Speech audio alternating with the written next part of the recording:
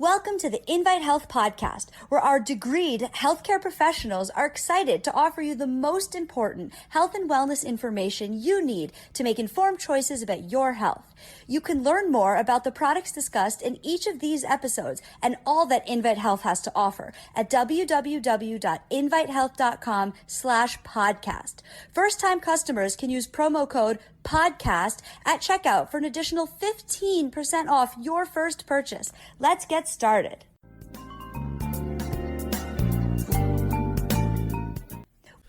When you stretch and you exercise appropriately, you have more energy in the daytime. I mean, there's no doubt about it. The fatigue starts to vanish. Your mood brightens. Your memory sharpens. Your body is not stiff. In fact, it becomes pretty flexible. You want to dance again. Your joints feel better. Your back doesn't bother you as frequently. In fact, it may not bother you at all. And this is on top of the major benefits of lowering your risk of developing diabetes, heart disease, Alzheimer's, and some cancers. But the exercise and all that stretching also helps you lose the excess body fat. Now, I'm not into body shaming, so let me just get this out. I'm not talking about somebody being 5'9", naturally weighing 170 pounds, versus someone being 5'9" and naturally weighing 220 pounds. I'm talking about all the excess fat on your belly, because that stuff is dangerous. It really is. It's called VAT. VAT fat stands for visceral adipose tissue, and it causes inflammation. It causes chronic means all the time, low-grade inflammation, and it's radiating out from the fat, and it's going all over your body. It's becoming systemic. So it raises the risk of developing many diseases. It messes with brain health, it messes with your lung health, it messes with your heart health, it messes with your liver health. Just not a good thing. It messes with your ability to balance your blood sugar.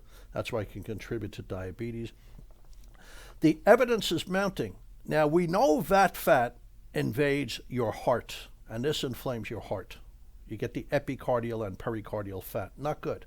And it invades your liver, where it inflames your liver. You can develop a type of hepatitis with no relationship to a virus called NASH, non-alcoholic steatohepatitis.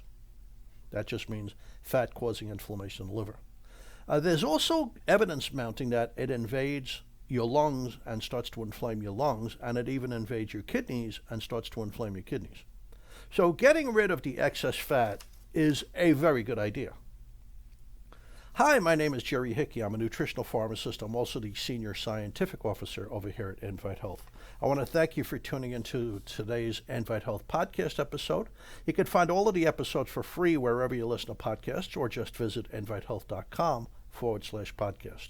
Please subscribe and please leave us a review. You can follow us on Facebook, Twitter, and Instagram at Invite Health. The information on this episode is linked at the episode description, so let's get moving. I broke this down into two parts. The first part is the exercises. I'm not really talking about food here. And the second part is supplements that can help. Now, going back to the 1990s, I was an adjunct associate professor of clinical nutrition at New York Chiropractic College.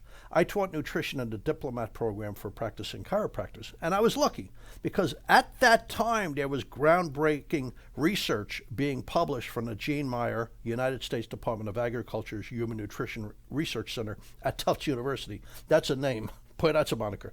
But that was on how to properly lose fat, which I promptly incorporated into my teaching because that's a very reliable source for information. And of course, I gave them their due. I let the doctors know that this came from Tufts.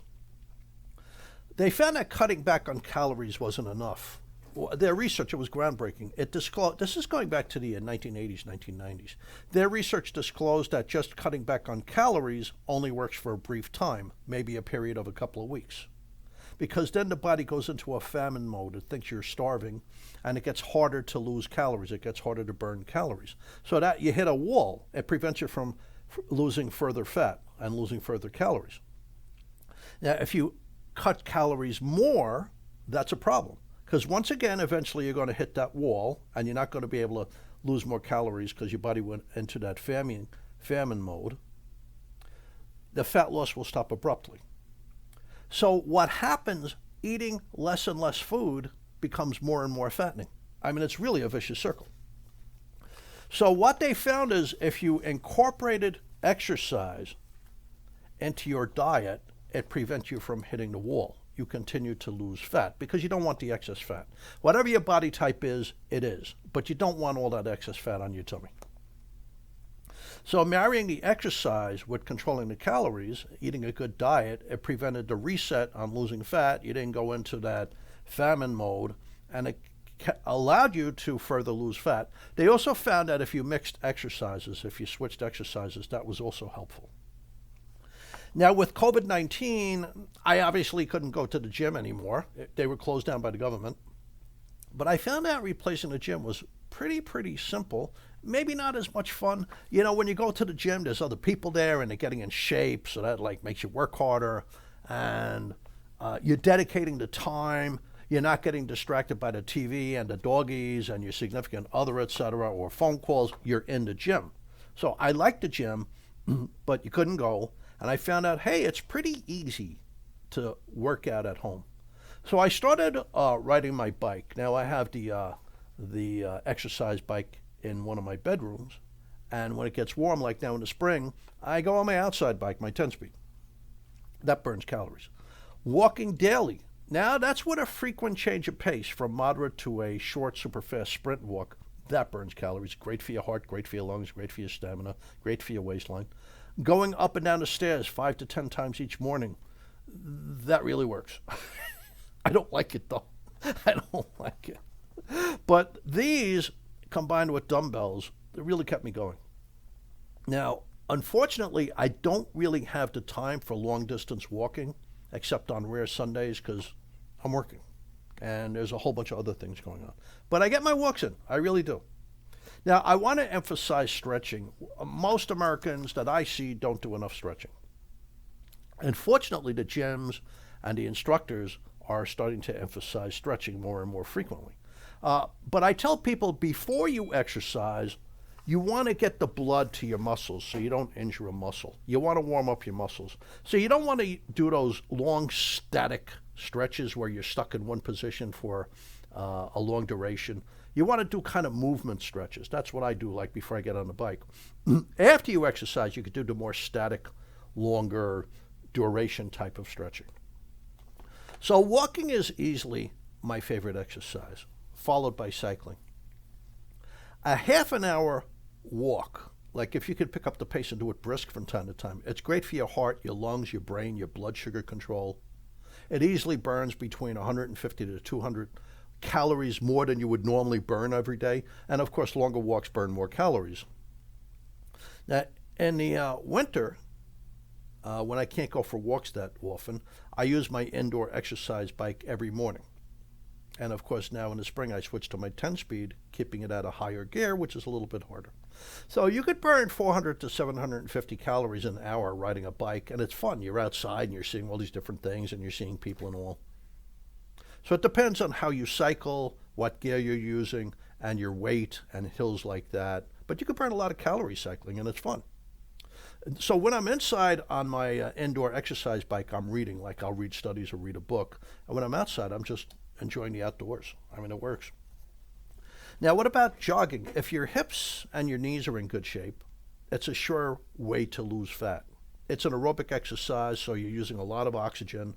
Now, that increases your metabolism. But the thing is, it keeps your metabolism going pretty much the rest of the day, which means that you could be sitting on the couch and you could be binging Mind Hunters on Netflix and you're burning fat, which is pretty cool.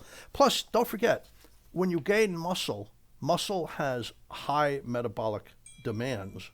So you're literally burning calories sitting on the couch if you've developed muscle. Now, what about jumping rope? I've done it from time to time. I never truly got into it. I really should, because it's a great way to burn fat. But it improves your stamina dramatically, your flexibility, your coordination, and you're building core strength, your midriff, your back, etc., and lower body strength. It's a great exercise. Then you've probably heard of HIIT. HIIT is high-intensity interval training. So that's a really cool workout. You're switching back and forth from short, intense physical activity to less intense exercise. You're burning fat when you exercise like this. I wouldn't do it daily. It's going to stretch your muscles too much. A lot of people are not doing this, but it definitely works. It definitely works. And you could put a, a lot more effort into a lot shorter time when you do HIIT, HIIT, high intensity interval workouts. Now, if you have back pain or joint pain, swimming. I mean, swimming builds muscle, muscle burns calories. You'll get buff, you'll be strong. It's good for your lungs, it's good for your ligaments and tendons. And let me just say something right now before we go any further. When you're exercising, you're building muscle and strength a lot faster than you're improving the strength and toughness of your ligaments and tendons. And that's why so many people are prone to injuries when they exercise. So just bear that in mind. Your muscles may be able to accomplish a lot more than your ligaments and tendons can accomplish. Now, one way to strengthen your ligaments and tendons, very interesting. There's a product called Tenda Forte that was developed in Germany. Like they've done a number of studies at the University of Freiburg on it. It's peptide specific for ligaments and tendons.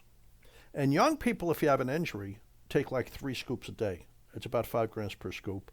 And that'll, in conjunction with physical therapy, that'll repair any torn ligament or tendon much faster, much better, to a much better degree.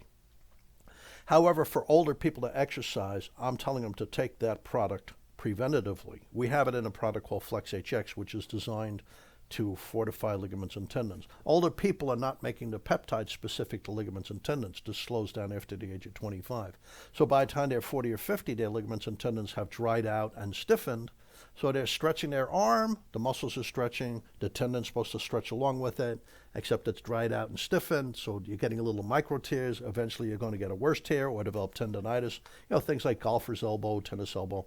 Take the Flex HX, a scoop every morning to prevent it. That's what I do. I mix it with my type 1 collagen. The type 1 collagen is for your joint, your bones, your skin, hair, and nails, your menisci under your knees, your spinal tissue, whereas the Flex HX would be for your ligaments and tendons. Now, Pilates. What is Pilates? That's something you normally do on a mat, and you might use various devices, but it really improves your core strength, and of course that's going to help prevent backaches. A lot of people don't like exercise because they get backaches. Pilates will turn that around, but you have to start slow. Yoga, cool stuff. Yoga combines stretching and flexible physical activity with meditation. It's great for strength, balance, coordination, flexibility, and you're releasing a whole bunch of neurotransmitters in your brain that make you feel calmer and better. The brain will feel better. Then there's Tai Chi, which is something I really want to learn. I really want to do Tai Chi. The original Tai Chi combined a Chinese martial art with movement and meditation, but today most people have adapted it just for use for health. So modern Tai Chi is like a gentle form of exercise, and it improves your lung and heart health. It helps you maintain and even improve your upper and lower body strength. It definitely improves your flexibility and coordination. So there's different names for it. Like one of the monikers is medication in motion. There's also meditation in motion, so it gives you an idea of how good it is, especially for older people. Because it's working with strength and flexibility and coordination, it improves what we call proprioception. Now, proprioception, it's the ability to sense the position of your body in space. And that's dependent on a coordination between sensors in your inner ear that are involved with balance, like the semilunar canals, and movement from your ligaments and tendons and muscles, etc. That proprioception declines with age, so it's easier to fall. So doing Tai Chi, the research shows it helps you recover from a stumble when you're older, and according to the research, this reduces falling in the elderly while building their upper and lower body strength. I'm saying that includes me. Now, what about climbing stairs? I do it. I don't like it, but it burns calories. It improves strength and stamina. It improves your endurance, no doubt about it.